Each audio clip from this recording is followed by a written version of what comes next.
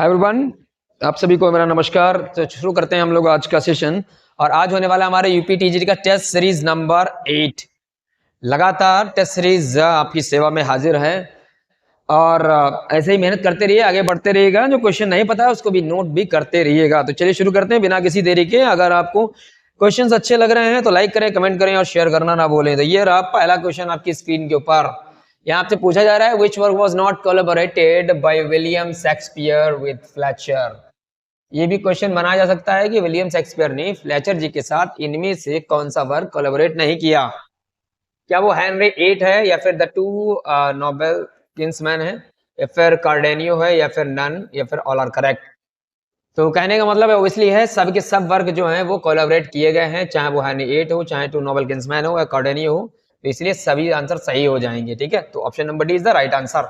इन सब वर्क के साथ में कोलैबोरेशन किया है विलियम शेक्सपियर महोदय जी ने फ्लेचर के साथ में। ठीक है, इसलिए इसका आंसर हो जाएगा डी। इनमें से कोई भी ऐसा वर्क नहीं दिया गया हो जो कोलैबोरेट ना किया गया हो शेक्सपियर जी के साथ, इसीलिए कंफ्यूज नहीं होना है। हाँ, पूछा गया है भैया जी, ये पूछ रहा है who said Shakespeare was the Homer और the father of our dramatic poet. ये किसने बोला है? ये फादर है हमारे ड्रामेटिक पोएट्स के। क्या वो जॉनसन है, हैजलिट है, शॉ है या ड्रेडन है? तो इसलिए इसका आंसर हो जाएगा, क्या हो जाएगा? आंसर हो जाएगा डी। तो चलिए शुरू करते हैं, आगे बढ़ते हैं। अब यहाँ पर एक क्वेश्चन दिया गया है, बहुत ही इजी क्वेश्चन है, पूछा भी जा चुका है। इसको देखिए और बताइए इसका क्या आंसर होगा। इसमें आपको सिंपल सा ध्यान देना है, डेड शेफर्ड जो है बेसिकली किसको यहाँ पर रेफर किया गया है वो आपको देखना है एज यू लाइक इट में। तो एज यू लाइक इट में डेड शेफर्ड किसको बोला गया है? तो क्या मार्लो को है, Thomas Lodge, Ben Jonson, Robert Greene. तो इसलिए इसका आंसर हो जाएगा Christopher Marlowe, the father of tragedy. Christopher Marlowe is called the father of tragedy. ठीक है, ध्यान देना।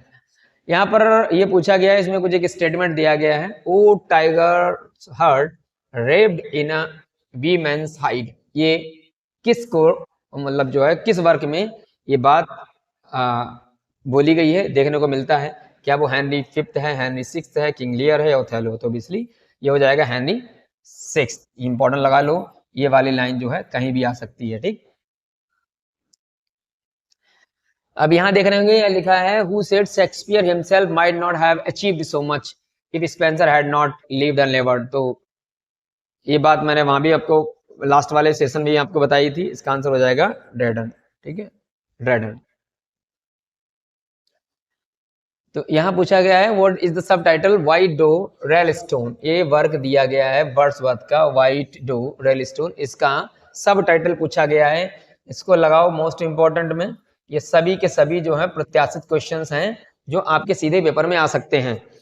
ठीक है, तो क्या होगा इसका? क्या फेट ऑफ नॉर्टन्स है, या फेट ऑफ द जॉब है, फेट ऑफ द वर्ल्ड है, या फिर फेट ऑफ द बॉय है? क्या आंसर होगा? तो इसका आंसर हो जाएगा A, the fate of the Norton. आगे बढ़ते हैं। यहाँ पर लाइन बोली गई है वर्ड्सवर्थ महोदय जी के द्वारा किसी की प्रशंसा में। तो ये लाइन्स ये हैं, the embodiment of nobility. Nobility के एम्बॉडीमेंट है, प्रतीक हैं, प्यूरिटी के भी हैं और स्वीटनेस के भी हैं। तो ये शब्दों के साथ में किसकी प्रशंसा की वर्ड्सवर्थ ने? क्या वो स्पेंसर हैं, शेक्सपियर हैं, मिल्टन, या फिर इनमें से कोई नहीं? तो आंसर हो जाएगा, देखो नोबेलिटी तो सीधा सीधा हम समझे नोबेलिटी के लिए जाने जाते हैं, स्पेंसर महोदय हैं। तो ये आंसर हो जाएगा सही आपका। ठीक है, इंपॉर्टेंट में है, लगा लो। ये पूछा गया है इनमें से कौन सा एक्सट्रैक्ट जो है वो नहीं है ऑन शेक्सपियर का। लास्ट ईयर के टीजीटी के क्वेश्चन में पूछा गया था, एक पब्लिश होती है 1630 में होती है, 1632 में होती है, हर जगह ये 1630 1632 दिया गया है। लेकिन कुछ लोग बोल रहे 1630 है, कुछ बोल रहे थे 1632 है। ठीक है, अभी आयोग ने क्या माना है वो मैंने उसको आंसर को देखा होगा, है नहीं कि 1630 माना है, 1632 माना है। ठीक है, फिलहाल अभी ये विवादित है, आयोग ने क्या ही किया है इसको कुछ मुझे भी नहीं पता है, लेकिन जो इसके साथ में आता है वो 1630 है, ये बात समझ लो आप। तो यहाँ पर पूछा गया कौन सी लाइन नहीं दे रखी है, तो what needs my Shakespeare for his honoured bones. दूसरा है बी में, मतलब कहने का मतलब हमारे शेक्सपियर महोदय जी के लिए भी क्या ही जरूरत है for his honoured bones. Honoured bones का मतलब हड्डियों से नहीं है, बल्कि शेक्सपियर महोदय के लिए, उनके सम्मान के लिए आप क्या ही एक इंसान क्या ही बना सकता है। द लेवर of an age in a piled stone, मतलब क्या उनके लिए कोई बड़ा सा मकबरा वगैरह बना दिया जाए, उससे जो है वो खुश हो जाएंगे। ये उनके लिए एक ऑनर का काम होगा, उनके लिए सम्मान देने के लिए उनकी यादों में एक बड़ा सा पाइल्ड स्टोन यानी कि मकबरा वगैरह बना दिया। तो अगला बोला गया dear son of memory a great heir of fame, और तीसरा है नन या फिर ऑल आर करेक्ट, मतलब इनमें से कौन सी ऐसी लाइन है जो ऑन शेक्सपियर से नहीं ली गई। तो अब इसलिए तीनों की तीनों लाइन ए बी सी सभी ली गई हैं यहीं से ऑन शेक्सपियर से, तो इसलिए आंसर हो जाएगा डी, ऑल आर करेक्ट। ठीक है ना। इसमें ये वाली लाइन कई बार पूछी जा चुकी है, ये किसने बोला है, तो जब भी आपको पता है कि ऑन शेक्सपियर किसने लिखा है उसी का आपको नाम मेंशन कर देना है। किसने लिखा है ऑन शेक्सपियर, कमेंट बॉक्स में बताओ। लास्ट ईयर पूछा गया ये, यहाँ पूछा गया है भैया जी, who said Shakespeare is ours, we produced him, we speak and think by him, we are of one blood and kind with him. ये लाइन किसने बोली है कि शेक्सपियर को हम लोगों ने प्रोड्यूस, शेक्सपियर हमारे हैं, हम लोगों ने प्रोड्यूस किया है, हम लोग उनके बारे में बात करते हैं। क्या वो गोथ हैं, थॉमस कार्लाइल हैं, ड्रैडन है या फिर डी.एच. लॉरेंस है, तो आंसर हो जाएगा बी। इनका एक बार है शॉर्टर शॉर्टर जिसका है टेलर ये करके वर्क है थॉमस कार्लाइल का, काफी फेमस है ये थी, फिलोसफर है बड़े से। वाल्थजार जो पूछा गया is the character who appears in 3 novels, सबसे मतलब नॉवेल्स नहीं है ये प्लेज है, 3 प्ले में शेक्सपियर के ये वाल्थजार नाम का आपका करेक्टर आता है। तो इनमें से ऐसा कौन सा जो है वर्क है जिसमें ये वाल्थजार करेक्टर नहीं देखने को मिलेगा। क्या मर्चेंट ऑफ वेनिस है, मच अडो अबाउट नथिंग है, कॉमेडी ऑफ एरर या फिर टू नोबल किंग्समैन है, तो आंसर हो जाएगा डी, टू नोबल किंग्समैन में आपको वाल्थजार करेक्टर नहीं देखने को मिलेगा। बाकी A B C, merchant of Venice, much ado about nothing और कॉमेडी ऑफ एरर में, इन सब में आपको देखने को मिलेगा। अभी आपको एक मैं क्वेश्चन बता रहा हूँ, आपको बताना है what are 2 examples of comedy of manner. Shakespeare महोदय जी के द्वारा 2 ऐसे प्लेज बताइए जो कॉमेडी ऑफ मैनर्स में आते हैं, 1 और 2, ये कमेंट बॉक्स में आपको बताना है। अगली बार का प्रश्न आपका यहाँ से बन सकता है, what are 2 examples of comedy of manners by William Shakespeare. ठीक है, चलो अब ये पूछा है the mighty mouth inventor of harmonies, ठीक है, God gifted organ boys of England, ये बहुत फेमस लाइन है, लगा लो। तो एक 2 क्वेश्चन तो है वो प्रीवियस ईयर के क्वेश्चन पेपर से उठा लिए जाते हैं। अब ये मान के चलिए कि 20-30% क्वेश्चन आपके जो है प्रीवियस ईयर के क्वेश्चन पेपर से आने वाले हैं। तो जितने बच्चे जो हैं तैयारी कर रहे हैं टीजीटी की, तो प्रीवियस ईयर के क्वेश्चन पेपर लगाइएगा। इस प्रकार के जो क्वेश्चन हैं वो तो हर साल पूछे जाते हैं, आपको मिल जाएंगे। ठीक है ना, प्रीवियस ईयर का सेट जरूर लगाना है आपको। और मतलब पेपर का क्या होता है, जैसे इसका पेपर किस प्रकार से जो है डिजाइन होता है, तो एक होता है इजी टू मॉडरेट होता है, फिर ठीक है, और फिर मॉडरेट से टफ में आता है। मतलब यहाँ आप समझिए 20-30% आपका रहेगा इजी क्वेश्चन रहते, फिर क्या नाम जो है आपका 30-60, मान लो कभी वेटेज बढ़ जाता है 60-70 कर लो, 70% आपका मॉडरेट में रहता है, और मॉडरेट से टफ में बाकी जो है 70-30% आपका जो है टफ रहता है। तो कहने का मतलब यानी कि अगर 50-50 कोई क्वेश्चन कर ले रहा है वो आराम से, तो इतना ज़्यादा नहीं है, थोड़ी बहुत पड़ी होगी। अगर यहाँ पड़ जाएगा मॉडरेट कर ले रहा है तो उसके पहुँच जाते हैं 80, तो 80 पर तो सिलेक्शन होना नहीं है, कभी होगा ही नहीं। अब आपको का किस क्राइटेरिया पहुँचना है, टफ वाले में। जो बंदा टफ करके लेके जाएगा और 80 से 100 क्वेश्चन के बीच में पहुँचाएगा, सिलेक्शन उसी का टीजीटी में होगा। मैं पहले से ही आपकी कट ऑफ डिसाइड कर दे रहा हूँ। जिस बंदे के 100 से कम नंबर आएंगे वो घर में बैठे मौज करे, ठीक है, केवल बियाह कर ले अपना, आराम से समाज की सेवा करे और हमारे देश को आगे लेकर के जाए, बाकी उससे कुछ होना है नहीं। हाँ, तो मैं इसका क्या आंसर बता रहा हूँ, आंसर बताया कि नहीं बताया। तो भैया जिसमें क्या है, तो इसमें जाएंगे आपके टेनिसन महोदय जी, ठीक है, टेनिसन महोदय जी हैं ये। चलिए 100 क्वेश्चन कम नहीं होना चाहिए। यहाँ पर who said Milton was the poetic son of Spencer, ये किसने बोला है, मतलब मिल्टन जो है बेसिकली पोएटिक सन है स्पेंसर के। क्या वो ड्रैडन है, अर्नोल्ड है, ब्लैक है, स्पेंसर है, तो आंसर हो जाएगा ड्रैडन। ठीक है, Milton was the poetic son of Spencer. बाकी विलियम ब्लैक ने क्या बोला है ये भी आपको बताना है, ठीक है, पोएटिकल सन। पूछा which shape was not taken by Saturn in paradise lost, paradise lost में कौन सी शेप जो है वो सैटर्न के द्वारा नहीं ली जाती है, मतलब उसने रूप नहीं बदला था। क्या वो टोड का, कॉमेट का, स्नेक का, फिर एस्ट्रॉइड का, तो इसलिए आंसर हो जाएगा डी, एस्ट्रॉइड का नहीं बदला था। बाकी इन तीनों का जो है उसने शेप जो है वो लिया था। ठीक है, तो ये पेपर में आ सकता है, इसको ध्यान रखेंगे। अगला क्वेश्चन आपके सामने पूछा गया है, पैराडाइज लॉस्ट की वो बुक कौन सी है जिसमें सैटर्न जो है अपने आप को एज अ चेयरअप जो है कन्वर्ट करता है, कौन सी बुक में चेयरअप अपने आप को किस में बदलता है चेयरअप के रूप में। क्या वो बुक 3 है, बुक 2 है, बुक 4 है, बुक 5 है, तो आंसर हो जाएगा ए, बुक नंबर 3 में सैटर्न जो है अपने आप को चेंज करता है चेयरअप में। ठीक है ना भैया जी, हाँ। अगला इसमें पूछा जा रहा है कि इसमें से कौन सा जो है वो ट्रू नहीं है पैराडाइज रिगेंट के बारे में। और पैराडाइज रिगेंट आपको पता है, पैराडाइज रिगेंट और सनशाइन एगोनिस्ट ये 1671 में ही आती है। ठीक, आपको बस इतना मुझे बता देना। देखो ये बड़ा ही सिंपल सा क्वेश्चन है, आपको मुझे बताना है कि जो पैराडाइज लॉस्ट है, पैराडाइज लॉस्ट मैं बना दे रहा हूँ यहाँ पर, ये आपको प्रश्न मुझे बताने हैं। बेसिक क्वेश्चन है, पैराडाइज लॉस्ट जो है वो लिखा कब गया, यानी कि आपको क्या होता है ना, रिटर्न डेट। ठीक है, 10 बुक्स जो हैं पैराडाइज लॉस्ट की वो कब किस वाले एडिशन में आती हैं, और 12 बुक्स जो हैं किस वाले एडिशन में आती हैं, इनका सबको आपको जो है मुझे आपको क्या बताना है, डेट बता देनी है। ठीक है ना, ये आपको मुझे बता देना है। ठीक, ये है। तो पैराडाइज रिगेंट के बारे में इसमें जो है कौन सा स्टेटमेंट गलत है। क्या ये सिक्वल माना जाता है पैराडाइज लॉस्ट का? क्या ये पब्लिश होता है पैराडाइज रिगेंट में? क्या 4 किताबें हैं? ये क्या ब्लैंक वर्स में लिखा गया है? और इसको पब्लिश जो है वो विलियम टेलर के सजेशन पे किया जाता है। कौन सा इसमें गलत है? तो आंसर हो जाएगा डी, ये गलत है, ये नहीं है। ये बेसिकली होता है जॉन मैको, जॉन मैको। ठीक है, ये आंसर याद रखना है। तो इसमें ऐसा पूछ लिया जाए कितनी किताबें हैं, तो 4 हैं। किसमें लिखा है? ब्लैंक वर्स में लिखा है। सिक्वल पोएम कौन है पैराडाइज लॉस्ट की? तो आप आंसर लगा देंगे पैराडाइज रिगेंट। इसमें 4 हो गए। ठीक है, 4 आपके नए क्वेश्चन बन गए।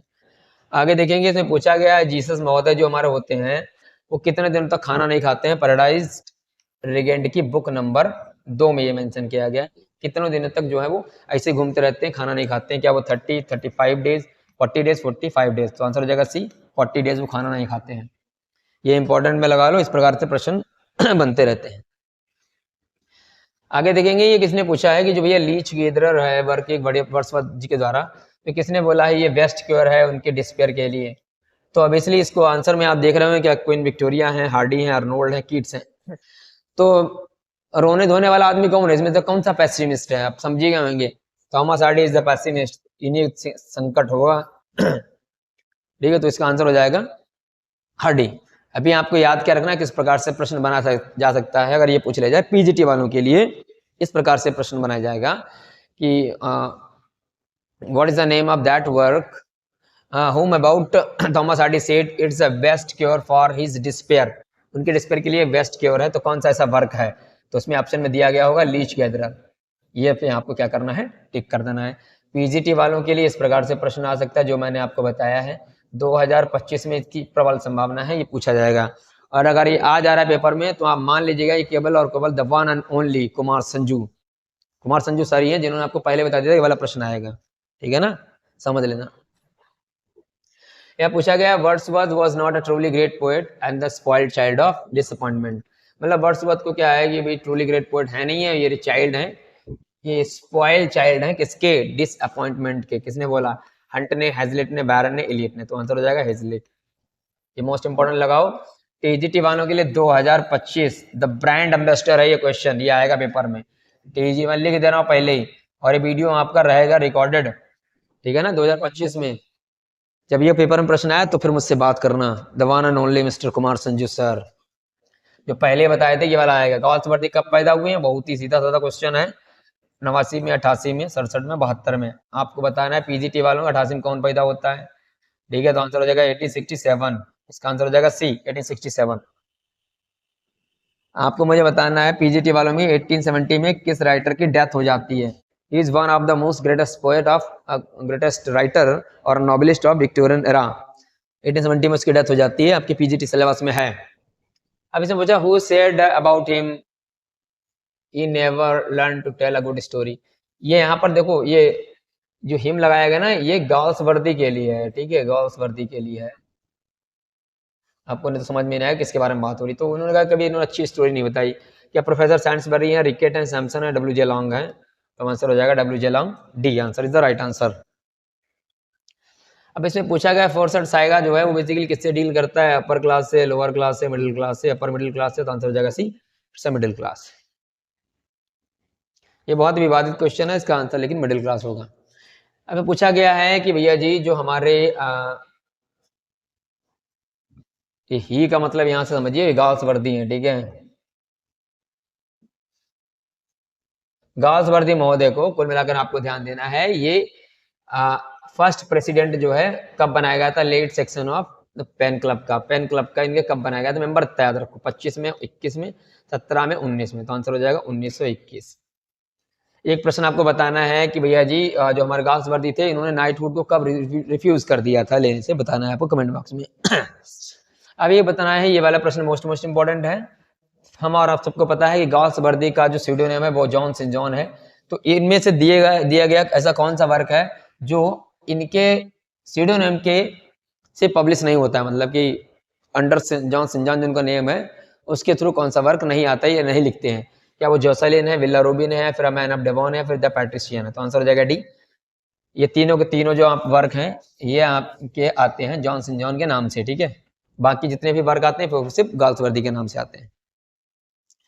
गाउस वर्दी किस सेंचुरी का पोएट राइटर है आप बताना है, पोएट भी कर सकते हैं, पोएम भी तो लिखी है इन्होंने है, पोएट कैलिजियो, ड्रामाटिस्ट कैलिजियो, ठीक है, नॉवेलिस्ट भी हैं, नॉवेल भी लिखे हैं, तो किस सेंचुरी के बताना है। Which of the following sentence is correct, कौन सा इसमें से करेक्ट ढूंढना है, मतलब 3 गलत है, 1 सही है, ग्रामर का है ये। मैं देखिए जो क्वेश्चन बनाता हूँ उनका लेवल अलग ही होता है, थोड़ा सा एडवांस ग्रामर रहती है, अच्छे से पढ़े हुए तो कर पाएंगे। इसमें पूछा गया है, a boy and a girl loves each other, god save the king, time and tide waits for none, या फिर each pen and each pencil are red, कौन सा इसमें सही है, तो इसका केवल आंसर सही होगा बी। अभी इसका आपको मुझे रीजन बताना है कि ये केवल यहाँ बताना है ये सेव कैसे आ गया, जबकि आप यहाँ पर देख रहे हो ये गॉड लिखा हुआ है, वैसे तो गलत होना चाहिए, क्यों सही है बताना मुझे कमेंट बॉक्स में, तो हम समझेंगे कि आप अच्छी ग्रामर पढ़ते हैं। अब इसमें पूछा गया है, इसमें भी एक सेंटेंस रॉन्ग है, बाकी जो है सही है, तो कौन सा है, यहाँ लिखा है you and he are good friends, he and I were watching TV, I you and he are guilty, और many of the criminals arrested, कौन सा इसमें जो है गलत है। इसमें आपने पढ़ा ही होगा भाई, प्रोनाउन बाद 231, 123 वैसे रूल नंबर तो सब सही है, इसका आंसर हो जाएगा डी। मैनी ऑफ द के बाद क्रिमिनल लिखा है, लेकिन यहाँ पर वर्ब में दिक्कत है। तो उसमें पूछा गया है भैया जी इसमें कलेक्टिव नाउन्स कौन सा सही से मैच नहीं है, नेस्ट होता ही है एंड्स के लिए, ठीक है, फ्लॉक होता है वर्ड्स के लिए, ठीक है, ग्रुप होता है आर्टिसंस के लिए, नहीं, अब फ्लॉक होता है वर्ड्स के लिए, आपको बताना है, ग्रुप होता है आर्टिसंस का, पैक ऑफ फूल्स होता है कि नहीं होता है, इसका क्या आंसर होगा बताइए और कमेंट बॉक्स में बताइएगा। अ गिल्ड जो है गिल्ड ऑफ आर्टिसंस होता है, ठीक है, वर्ड्स के लिए फ्लॉक लगा सकते हैं। दे मेड मी लाफ, यहाँ पर क्या होगा, दे मेड मी लाफ का क्या होगा, I was laugh by them, I had laugh by them, I was made laugh, या फिर आई एम मेड लाफ, तो आंसर हो जाएगा C, I was made laugh. इसमें देखेंगे शी डिस्प्लीज्ड मी, इसका क्या होगा, I am displeased by her, I was displeased by her, I was displeased with her, या फिर नन ऑफ द अबव। तो देखिए यहाँ पर जब भी डिस्प्लीज्ड वर्ब आएगी आपको ध्यान देना, बाय बाय नहीं लगेगा, इसके बाद में क्या आना चाहिए, विद आना चाहिए, तो विद केवल इसी में लगा हुआ, आंसर हो जाएगा सी। यहाँ पर देखेंगे करेक्ट स्पेलिंग आपसे पूछ रहा है, इसमें से कौन सी है, मतलब कि 3 गलत है, एक सही है, इम्पेशेंस, इंडिपेंडेंट, इरेवोकेबल, इंडल्जेंस, तो आंसर हो जाएगा सही डी, इंडल्जेंस। और ये लास्ट क्वेश्चन है आपका, इसमें से पूछा गया है मालाप्रोपिज्म का अगला नाम क्या है, और आपको ये मुझे बताना है what is the name of that work from where the malapropism term comes, malapropism term किस वर्ग से आता है ये आपको बताना है, और इसका दूसरा नाम क्या है, डाइट्राइब है, सोलेसिज्म है, वर्स डिलीवर है, या फिर सर्कमलोकेशन है, तो आंसर हो जाएगा बी, सोलेसिज्म इंपॉर्टेंट है। तो ये रहे आपके मोस्ट इंपॉर्टेंट क्वेश्चंस आज के टेस्ट सीरीज नंबर 8 में, हाँ टेस्ट सीरीज नंबर 8 में आपके रहे हैं। तो अगर आपको वीडियो अच्छा लगा तो लाइक करें, शेयर करें और कमेंट करना ना भूलें। जय हिंद, जय भारत।